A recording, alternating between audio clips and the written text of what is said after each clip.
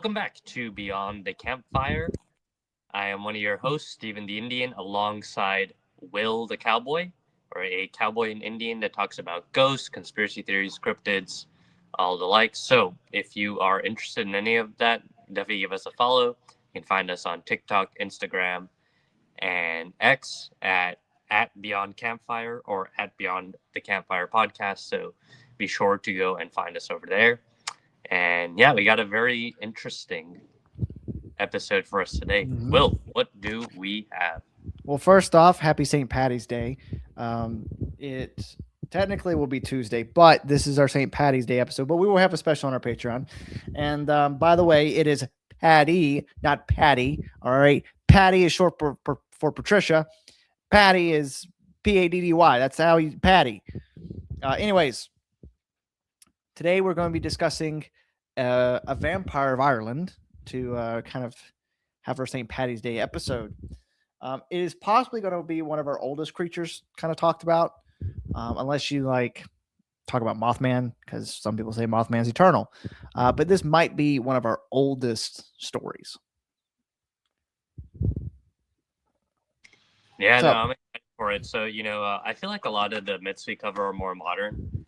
So, yeah, it's refreshing to go back to times of old, potentially even ancient and eternal times. So, yeah, no, I'm very curious to hear about this Red Bloodsucker. I think that's how. I think that's the English translation of it. But I'll get into that in just a second. So, anyways, vampires. So this last ain't your Twilight vampire, or even your Dracula. I think she's a little far more terrifying and a little bit worse than those guys. That's right. Today we are going to be covering the Dearg-Due, which translates to red bloodsucker or red thirst in Irish. Pretty original, right? What does she do? Well, she's a red bloodsucker. Now, this is a really dark story of love, romance, betrayal, domestic violence, and death. A lot of death. So, you ready? You ready to get on our passports and hop on that plane over to Ireland? Yes, sir. Let's do it. Let's see if the luck of the Irish can protect us from this bloodsucker. So, well, our story takes us to the green hills of Ireland, to the coastal town of Waterford. Have you ever heard of the name Waterford? Waterford. It sounds a little familiar. Well, it probably will, because what it's famous for, which I'll get into in just a second, but to give a little bit of history, this town is actually one of the oldest on Ireland. It was established by Vikings in 914 AD, and it's a pretty little historical town. Got a lot of good history, of course, because it dates back so far to the Vikings. But they are most famously known for their crystalware made by Waterford Crystals. This company started in 1783. So, you ever heard of Waterford Crystals? Yeah. That definitely sounds familiar. So. I've not heard of it before. My mom probably knows. Your mom probably knows. And it sounds like a mom thing, like when they collect crystal glassware. So, anyways, the Dearg-Due, like I said, is a really sad story, and it does not have the best of endings. So buckle in, because it's a doozy. So the story starts that long ago in Ireland, there lived the most beautiful woman in all the land. Okay, like 10 out of 10 smoke show. Okay, and so she fell in love with a peasant. Sounds pretty happy, right? Somehow this hot woman falls for this poor guy. And it definitely was not because of his money. It was because he had a big, fat personality. Get your mind out of the gutter. I know, fair enough. But here's the problem: her dad is kind of a douchebag.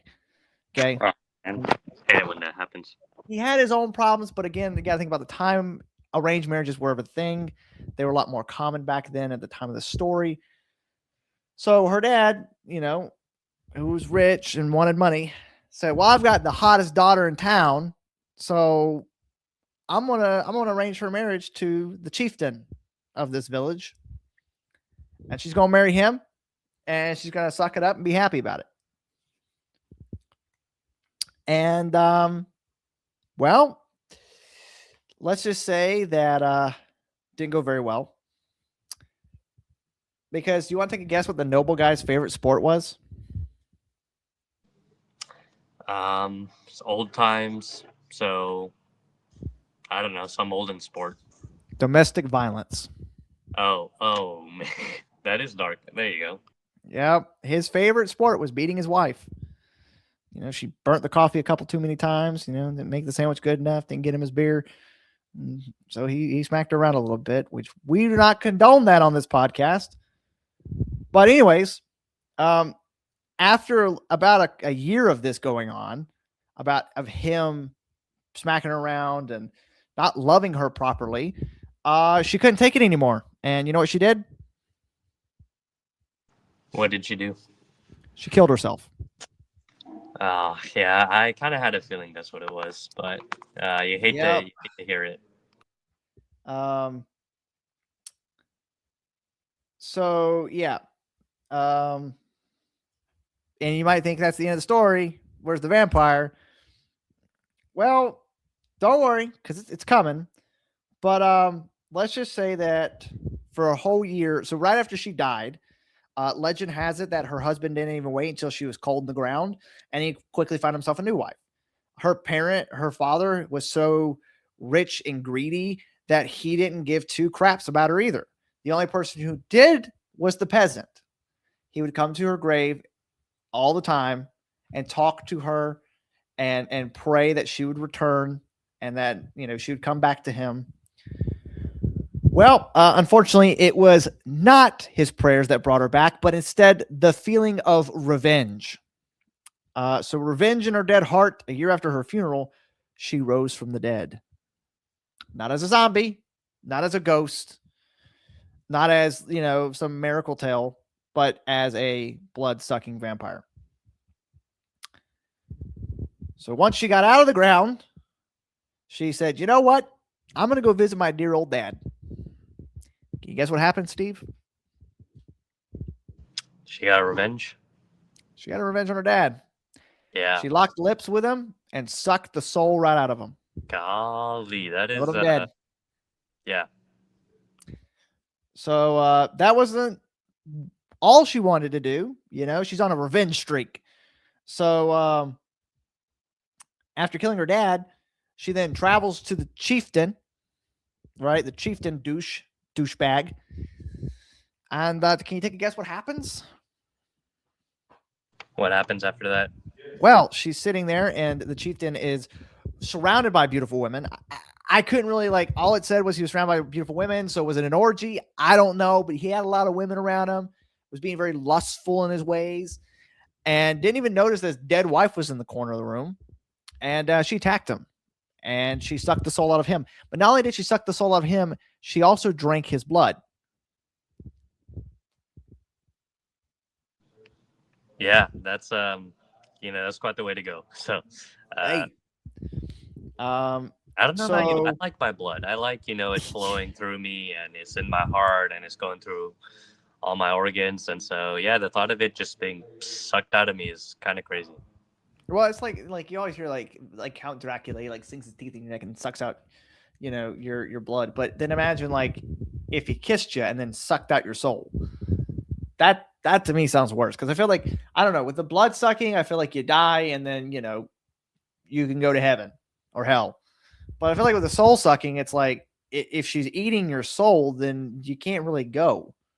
You're kind of stuck, or you just disappear forever. You know what I mean? Well, that was not her only kill. Remember the peasant? Kept going, huh? Yeah, her dad that used to beat her up, that wasn't enough. She had to keep going. Well, no. Her dad didn't beat her up. Her dad sold her off to this chieftain guy who was the one that was beating her.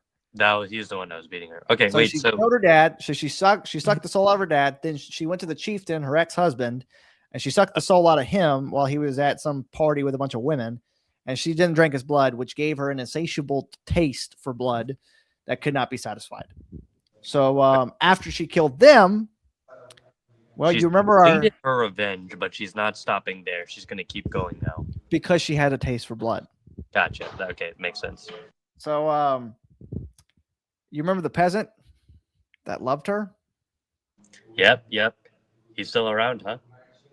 Well, some accounts claim that the one true love that wished her back, well, he was forgotten. She kind of like went and did her thing, and then we kind of forgot about him for a little bit. But some accounts say that misfortune foretook him, and she killed him too. That was the guy who loved her. Be careful what you pray for, man.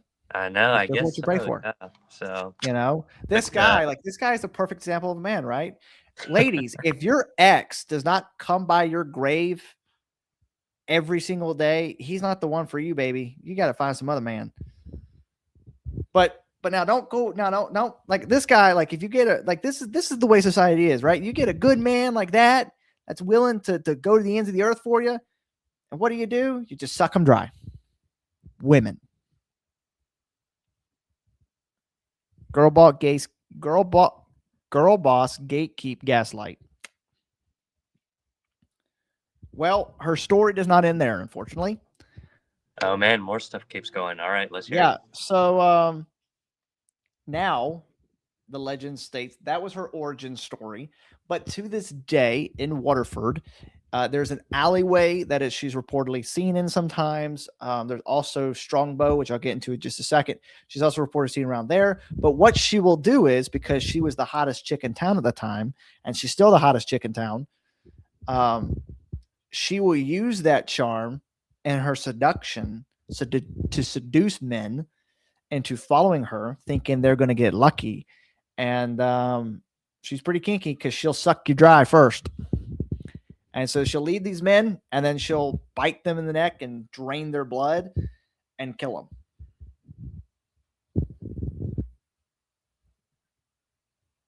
Yeah, no, that's very interesting. So it's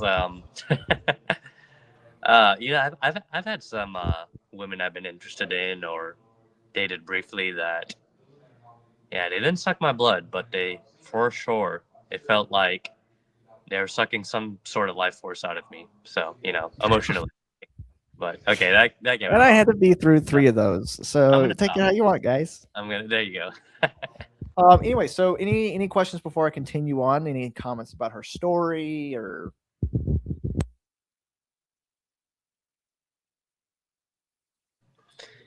Yeah, I mean, so I guess this particular one, is it the same woman?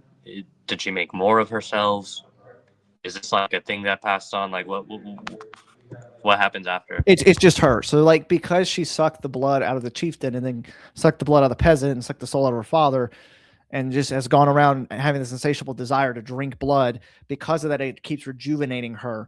And so it's her every time. And so but she only appears, and this is like the last bit of note I have, is that um and so this lust for blood can only be satisfied on her anniversary of her death. So on every year of the anniversary of her death is when she comes around to start looking for victims to keep her alive, to keep her revenge fueled, to keep her going.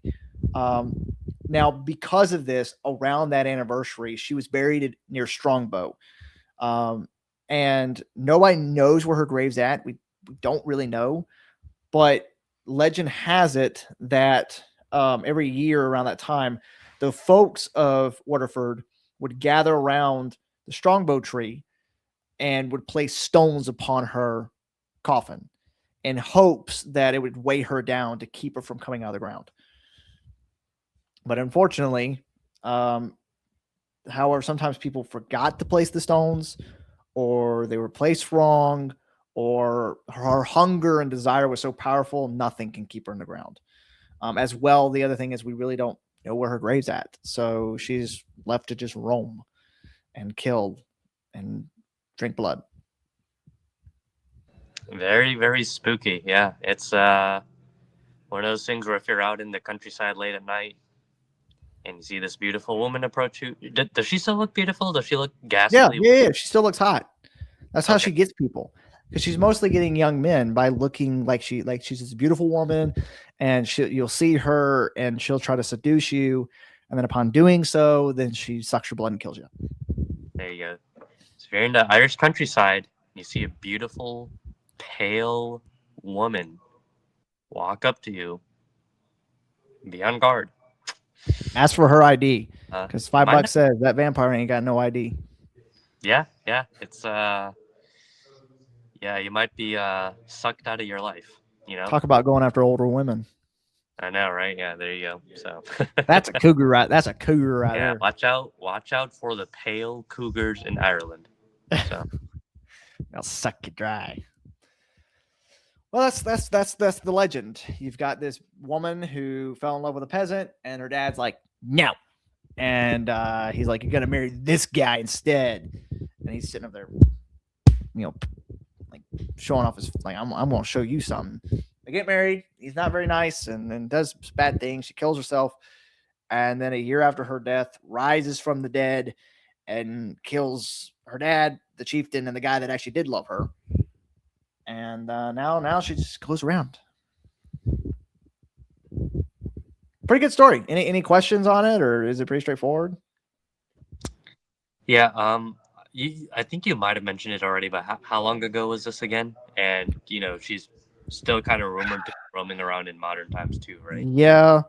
Let me see. I didn't write that down because I could not find that information about how long ago it was. It's just like, let's see. It was centuries ago. It was like centuries ago. So, it was when Ireland was an actual country. Not when it was under the Celtic rule. This was after the Celtics. So this was a couple centuries ago. Gotcha. Okay. Yeah, I know you had mentioned. It's Irish, and it's Irish folklore.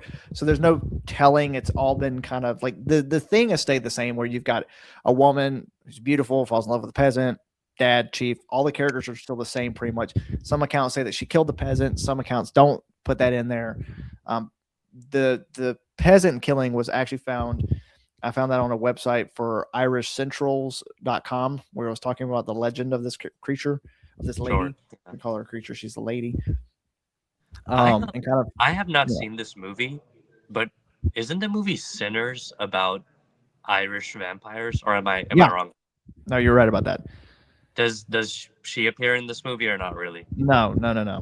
Okay, Sinners gotcha. is completely different Both from Irish your story. vampires, but different. Well, Sinners is more of like the movie Sinners is actually more like about music and like the impact it has. It's not really like the vampire's not like an Irish vampire. He's like a typical just vampire. But no. There's no correlation. There's no connection Okay, between the two. gotcha. So, Yeah, this lady is have you like a seen that Waterford movie? lady. Is it worth seeing?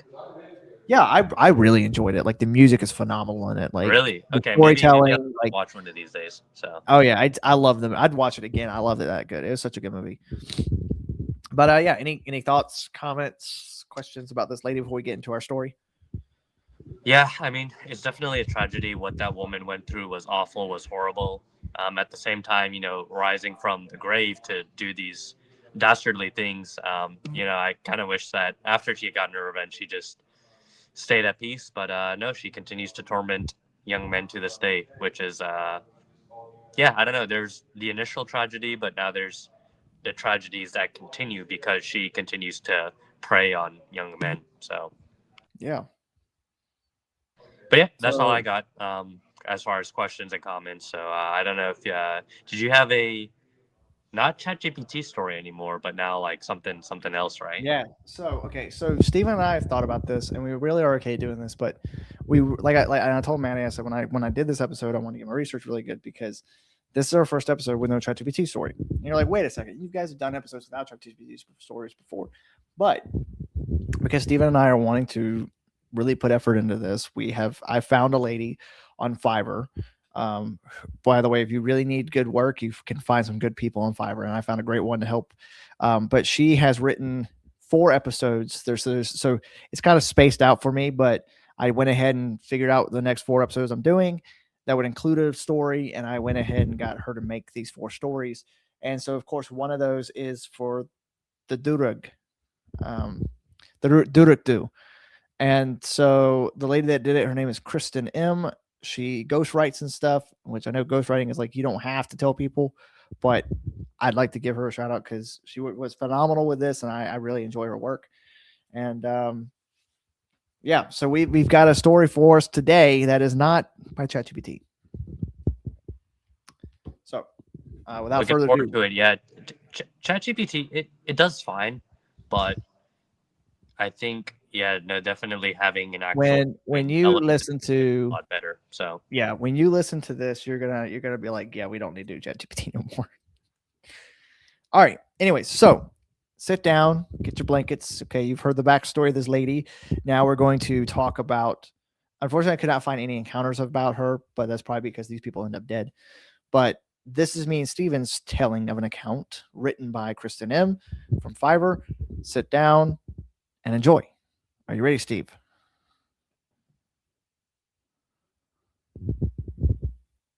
Are you ready, Steve? oh, I gave a thumbs up, but I guess you didn't see it. Your screen's a little frozen.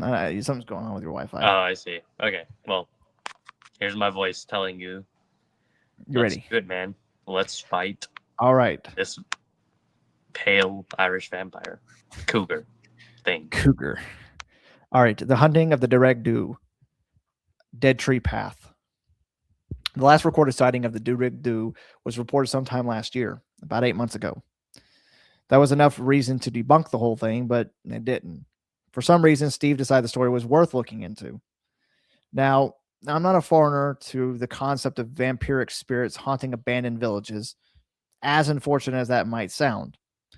When I first heard of the Dearg-Due, I was just as excited as Steve was. A woman who'd suffered a dreadful marriage after being sold by her father, risen as a vampire to avenge her death, and then one random day, centuries later, she goes crazy and ruins a whole village within seconds. I'd seen the pictures, read the text. I believed the Dearg-Due existed, but the part that didn't add up was there being a update in the timestamp. Steve and I have been in this field for so long to know one thing. If it's caught on camera, it definitely ain't real.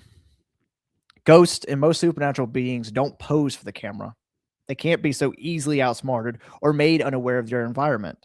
It takes a deliberate amount of planning, life-threatening execution, and most importantly, bait to get a supernatural force on camera. Talk more of a freaking vampire. I would be the first one to jump on a lead as neat as the one we got in our mail 2 weeks ago, but it was all too convenient. The picture angles and the fact that the 21-year-old kid who took them just happened to vanish mysteriously.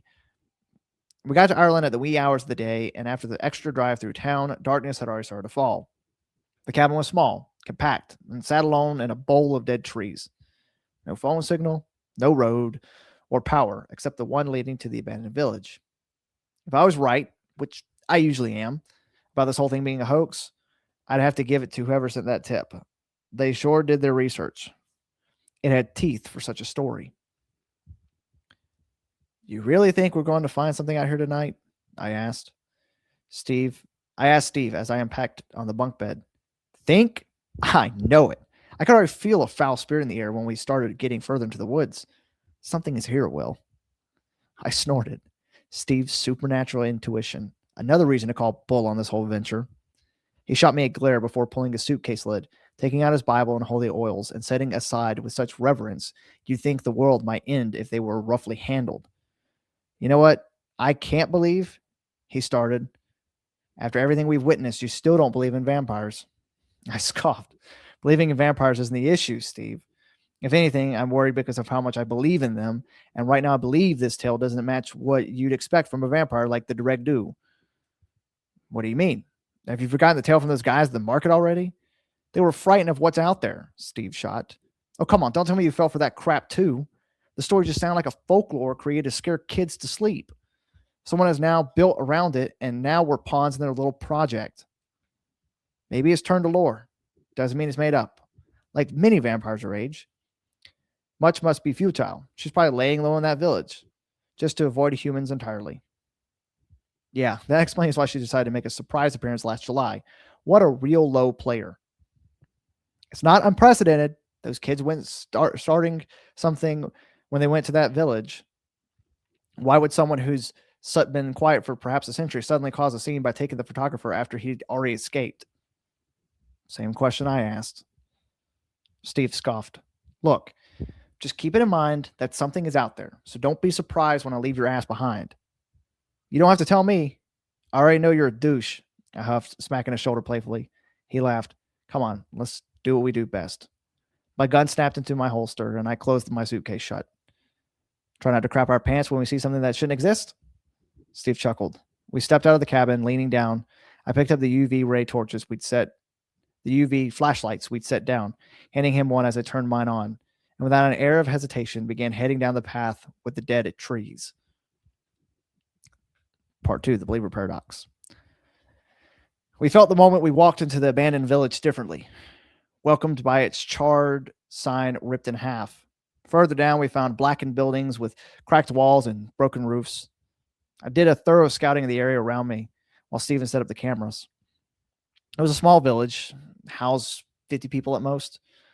From the open streets and architecture, I could tell that the people who lived here must have been quite neighborly. Where not much was hidden, and everyone in the community was looked after.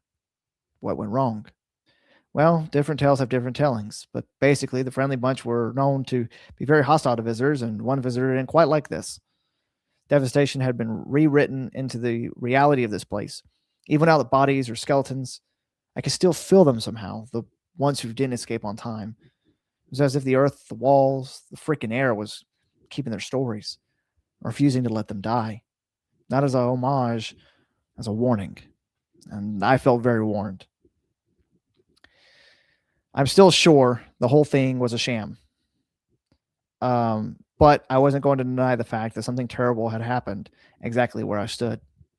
Something forgotten, yet still alive. Found anything yet? My body tensed and I turned as Steve walked up behind me. Jesus, I ought to put a bell on you. There's no need to call the name in vain just because you have no environmental awareness. I turned back toward the village. He walked gently next to me, clutching the cross in his hand. You feel it too, don't you? I didn't respond immediately. I feel something. Still think the vampire isn't real? You can go to hell. Hopefully not tonight. We walked 5 steps further when I felt the hairs at the back of my neck rise. I turned sharply to find nothing. What? Did you see something? Steve hurried back to me. I stood there for a moment, my eyes following the flashlight. I don't know. Someone's here. Steve pauses. Someone or something? I groan. The cameras. My feet take before anything else as I hurry to the post. A false lead is bad enough, but this won't be like that last time when we got robbed in Italy while chasing a false lead. Steve caught up later, his footsteps forced and angry. The cameras were intact. What the hell is wrong with you, man? I thought I saw something. He groans. Next time, maybe you should be sure before you burst into a full sprint. We need to stay low until we know what's out there. I don't tell him, but whatever is here, it noticed us the moment we set foot on its terrain. Look, I was sure there's something about this place. Hold up. Yes, I know. I said I don't believe, and I still don't. No, Will, hold up. I turn to him as he lifts his flashlight and walks closer to the camera. Huh, that's not right. I walk up to him. What do you want about? He steps behind a camera. It's closed. He pulled the lid open and a footage started to play, and I rushed to him. It was us, our flashlights painting our silhouettes as we walked down the street. And then something changed. Behind the camera, you could hear something breathing hard. The camera tilted sharply and the video cut off. It was her, Steven says. I take a moment. Or it could be staged. You're just being stubborn now. Why would she pull a scare behind our backs? She doesn't show her face this time. How convenient. There's just no pleasing you on this one, huh? I tapped him, my eyes caught in place. What? He turned. Right there, under the limelight, was a figure with pale skin and dark eyes. I could feel her more than I could see her. She said nothing, yet I was caught in such terror. What, Will? What are you looking at? I turned to Stephen. Don't you see her? But when I turned again, she was gone. Steve stood there. He believed me. He knew I had seen something he couldn't. Let's get out of here. That's the end. Yeah, that was way better than ChatGPT. So, I like our little dynamic between us because it's like the little like Steven sneaking up on me and me getting the crap scared out of me, and I'm like, can you Jesus, we need to put some bells on you. can you send me the text of that story? I'd like to kind of read over it again. Yeah, I like it. I think it's really great, the dynamic between us. I definitely want to use this lady in the future, but For any sure, yeah, thoughts because on like I that? want to start writing my stories. If I get busy, maybe I'll seek her out too. But yeah, no, yeah, no, that looks good to me. So Yeah. Anything else? that's it for now. So yeah, no, good stuff. Happy early St. Patty's Day. St. Patty's Day, and yeah, go forward, Well, do what you need to do. yeah. So, And make sure you guys like, comment, and subscribe. And if you ever find yourself walking an Irish road after dark and you hear a woman calling your name, don't answer.